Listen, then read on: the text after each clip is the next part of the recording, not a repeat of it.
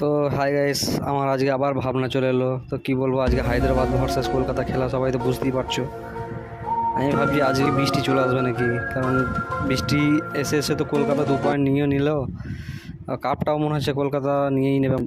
জলের চক্করে কাপটাও পেয়ে যাবে।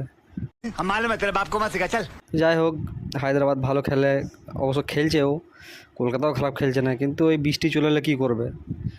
বৃষ্টি যদি এসে যায় তাহলে তো কলকাতা ফাইনালে উঠে যাবে।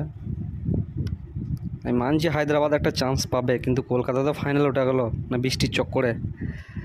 এরপর আবার আরসিবি ভার্সেস আর এদের মধ্যে যে জিতবে সে আবার হয়তো হায়দ্রাবাদের সঙ্গে খেলবে কিংবা কলকাতার সঙ্গে খেলবে, মানে কলকাতা আর হায়দ্রাবাদ এটা একটা করে চান্স হবে যেই হারুক। আমার মনে হচ্ছে এই জলের চক্করে মানে কলকাতা আবার 1 পয়েন্ট পেয়ে যেতে পারে। জল হোক চাই